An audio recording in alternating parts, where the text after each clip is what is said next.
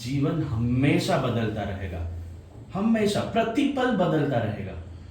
अब ऐसी कौन सी चीज है जो कभी नहीं बदलती, हमेशा शाश्वत रहती है? वह चीज है परमात्मा, जिसे आप भगवान कहो, भगवत्ता कहो, उसे आप ओंकार कहो, अस्तित्व कहो, ब्रह्म कहो, ब्रह्मांड कहो, मीरा के गिरधर कहो, या किसी फकीर के बादशाह को कहो, मोहम्मद पैगंबर कहो, कुछ भी उसको नाम आप कुछ भी दो, जो कभी नहीं बदलता वह शाश्वत है। और उस शाश्वत को जानने का प्रयास है अध्यात्म की यात्रा। अब वह हम कैसे भी कर सकते हैं। कुछ लोग ऐसे हैं जो ध्यान के मार्ग पर चलते हैं और ध्यान के माध्यम से उस शाश्वत सत्ता को जानते हैं। कुछ लोग हैं जो प्रेम के मार्ग से चलते हैं। जब ध्यान के मार्ग से चला जाता है तो उस चीज पर ध्यान लगाया जाता है जो शाश्वत है, उस चीज से ध्यान हटाया जाता है जो शाश्वत नहीं है। जो शाश्वत है उस पर ध्यान लगाओ तो ध्यान का मार्ग, जो शाश्वत है उसके ऊपर प्रेम करो तो भक्ति का मार्ग, जो शाश्वत नहीं है उससे आपकी नजर हटा दो, वो भक्ति का मार्ग है।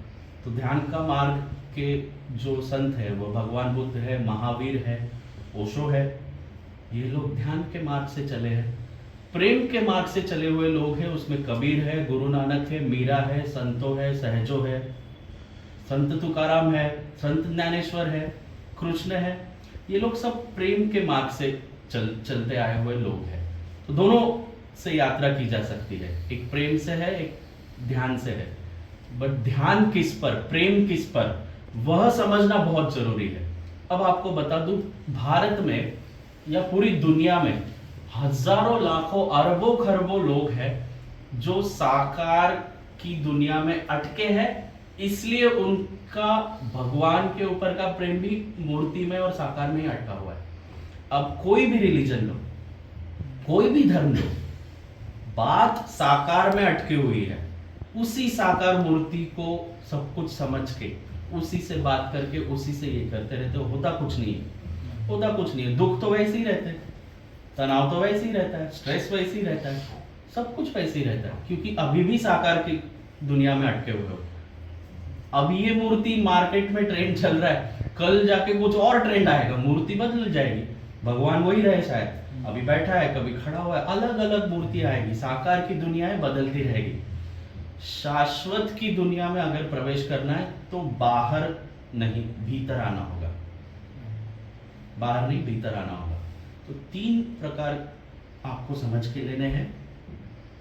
एक है साकार को परिवर्तन रूप से समझना और उससे मुक्त होना। दूसरा है भीतर निराकार में डुबकी लगाना। अब निराकार का अर्थ क्या है? जिसका कोई आकार नहीं है। आंखें बंद कर लो, तुम देखो, निराकार असीम फैला हुआ है। जैसे बाहर का आकाश है वैसे भीतर का आकाश है। निराकार में तुम देख सकते हो वो असीम है, अपार है, अचल है। बाहर का साकार तुम्हारा बदलता रहेगा। तुम किसी भी भगवान की पूजा करो, वो फिर भी साकार में ही है और वह परिवर्तन होता रहेगा। ऐसा भी हुआ है लोगों का, मैंने देखा है कि अभी इस भगवान की पूजा कर रहे हैं, किसी से सुना कि दूसरे वाला भगवान से बहुत ज्यादा कुछ मिलता है, तो भगवान भी बदल देते लोग। साकार का नियम, वो बदलेगा, परिवर्तन होते रहेगा, क्योंकि वो साकार के नियम से चलते आ रहा है, उसमें भगवान भी कुछ नहीं कर सकता, बदलेगा ही वो और तनाव ही लेके आएगा। तो साकार को परिवर्तन रूप से जानकर उससे मुक्त हो जाओ। भीतर आंख बंद करके देखो, निराकार है, अचल है, निश्चल है, कभी बदलता नहीं है, क्योंकि वह शाश्वत है।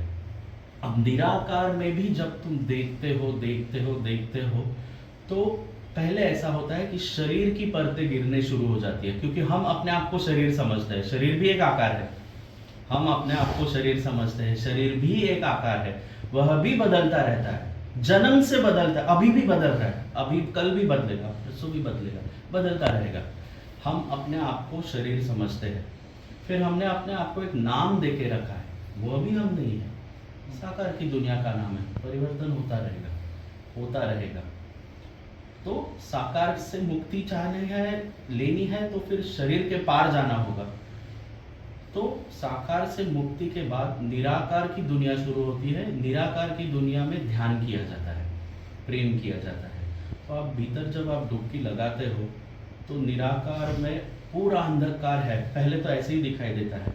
इसे ऐसे समझना कि जैसे आप बादल को देखते रहते हो, आकाश में देख रहे हो, और आकाश को देखते देखते बीच में बहुत सारे बादल आ गए और फिर आकाश नहीं दिखाई दे रहा है, लेकिन आप तटस्थ खड़े हो, संकल्प लेके खड़े हो कि मैं तो दर्शन करके रहूंगा आज। जब आप खड़े रहते हो तो आप देखते हो कि थोड़े थोड़ी देर के बाद बादल निकल जाते हैं, फिर आकाश दिखाई देता है और आकाश में तारे भी देखने शुरू होते हैं। और एक दिन ऐसा आता है कि तुम चांद देखने के लिए समर्थ होते हो, और जब पूर्णिमा का पूरा चांद देखने के लिए समर्थ होते हो तब तुम बुद्धत्व को, मोक्ष को, उस दुनिया के जो भी खजाने हैं, जो हीरे पड़े हुए हैं उसके अंदर, वह देखने के लिए तुम समर्थ होते हो। लेकिन उसके लिए साकार से मुक्ति बहुत ज़रूरी है।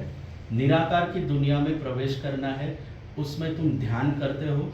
ध्यान करते करते तुम्हारा शरीर बोध मिट जाता है। मैं शरीर नहीं हूँ, यह तुम जान लेते हो। मैं मन भी नहीं हूँ। अब मन मतलब पद प्रतिष्ठा, जो हमने अभी तक कमाया वो हमारा मन, वह भी छूट जाता है।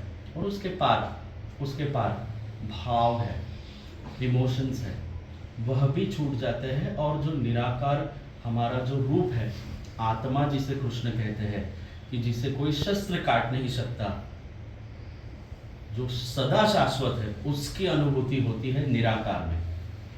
उसके भी पार जब तुम लगे रहते हो तब आता है ओंकार। ओंकार को सारी दुनिया के सारे धर्मों के सारे संतों ने स्वीकार किया है। ओंकार का धर्म से कोई लेना देना नहीं है। बुद्धिज्म में ओंकार है, हिंदुइज्म में ओंकार है, इस्लाम में ओंकार है, क्रिश्चियनिटी में ओंकार है। देखने का और समझने का ढंग अलग है, क्योंकि ओंकार ऐसा है जैसे आकाश। अभी आकाश अमेरिका का और भारत का अलग तो नहीं होगा। हवा अमेरिका में भी है, भारत में भी है, यूनान में भी है, चीन में भी है। लेकिन भारत की हवा और उनकी हवा, हम सब जगह सेम। 5 पंचभूत जो तत्व जो है हमारे, वह तो सब जगह है। तो उसी प्रकार ओंकार की सर्व स्वीकृति है। ओंकार को तुम नागा ये नहीं कह सकते। तुम ये कह सकते हो कि तुम हिंदू हो, मैं मुसलमान हूं।